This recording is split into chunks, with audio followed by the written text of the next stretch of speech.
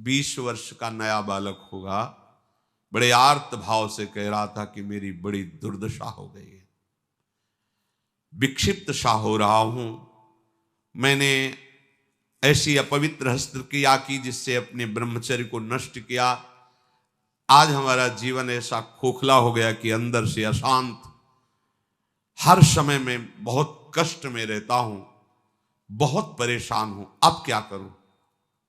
सोचो, अभी 20 वर्ष की अवस्था, अभी तो यौवन का रंग आने वाला है और वो अपने आप को इस स्थिति में ले गया, अब क्या होगा।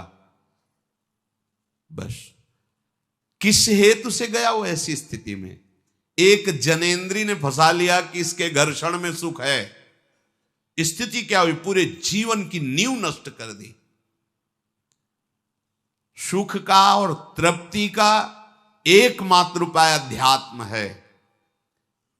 देखो, पूर्व इतिहास में, शास्त्रों में पाया गया, चाहे राजा का राजकुमार हो या किसी गरीब का लड़का हो, दोनों गुरुकुल में एक समान रहते थे। गुरुकुल में 20 वर्ष 25 वर्ष तक शास्त्र शिक्षा, ब्रह्मचर्य, संयम, नियम, फिर अपने अपने अधिकारानुसार गृहस्थ धर्म या विरक्त धर्म का अनुसरण।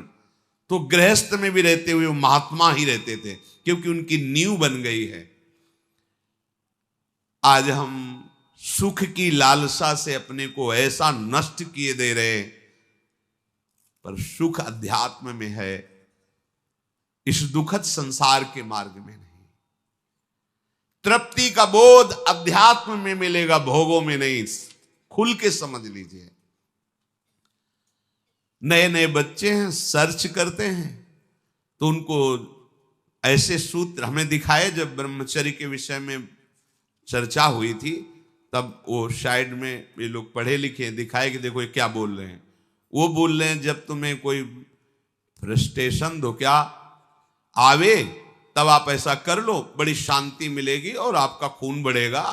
नए नए बच्चों को लगा कि सुख भी मिलेगा और स्वास्थ्य भी बढ़ेगा और फ्रस्ट्रेशन भी जाएगा, मतलब लाभ है। सर्वनाश कर दिया इन अज्ञानी लोगों ने, सर्वनाश कर दिया।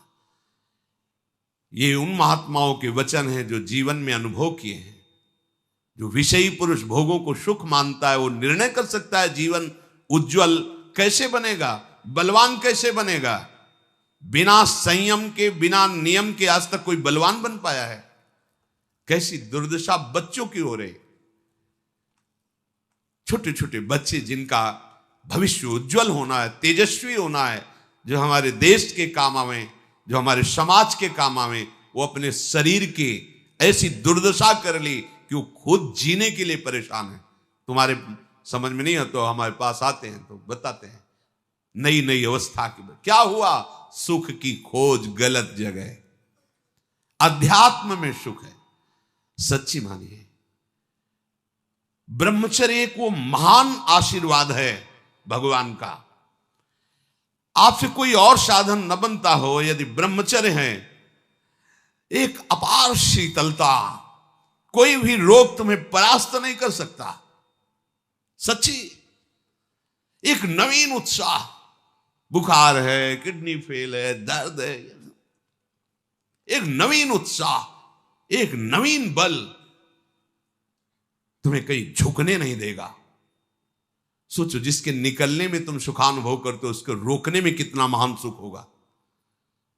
पर ये बातें ना तो स्कूलों में बैठ के समझाई जाती हैं, क्योंकि यह अध्यात्म मार्ग की नींव है।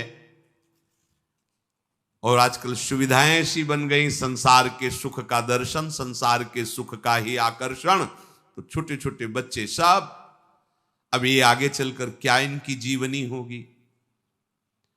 जिसके जीवन में संयम नहीं है, व्यभिचार प्रवृत्ति आ गई है, चाहे स्त्री हो या पुरुष हो, स्वप्न में भी सुख प्राप्त कर सके असंभव। शुभगति व्यभिचारी, व्यभिचारी की कभी शुभगति सवाल नहीं उठता। अरे बाहर मरने के बाद जो होगा उसकी बात जाने दो, जीते जी तुम जीने लायक नहीं रहोगे। यदि ब्रह्मचर्य के साथ खिलवाड़ करोगे तो जीने लायक नहीं रहोगे। देख लो परिणाम आत्मवंचित करने वाला होता है। मान जाओ, मान जाओ, ये खिलवाड़ बंद करो। गृहस्थ धर्म में शास्त्र आदेश है संतानोत्पत्ति के लिए। बार बार हम प्रार्थना करते हैं, यदि आप कुछ वर्ष ब्रह्मचर्य रहकर नाम जप करें, फिर संतानोत्पत्ति की सेवा भगवान की सृष्टि वर्धक, तो आप देखेंगे आपका पुत्र तेजस्वी, बलवान, बुद्धिमान, धर्म का पालन करने वाला।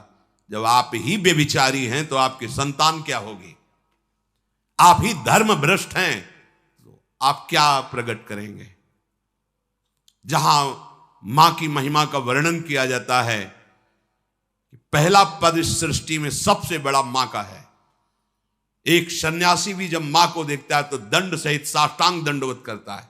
पिता उसको साष्टांग दंडवत करता है, लेकिन मां को वो साष्टांग दंडवत। मां के सामने कोई दूसरा पद नहीं, सबसे पहला पद। जब हमारे पवित्र आचरण नहीं होंगे तो हम क्या अपने बच्चों को शिक्षा दे देंगे? क्या उनको आगे बढ़ाएंगे? अध्यात्म का परिचय ही नहीं तो हम क्या बताएंगे? भोगों में तृप्ति आज तक किसी को नहीं मिली, यही भगवत प्राप्ति में सबसे बड़ी बाधा है। ज्यों ज्यों तुम भोग भोगोगे वैसे वैसे भोग आसक्ति बढ़ती चली जाएगी।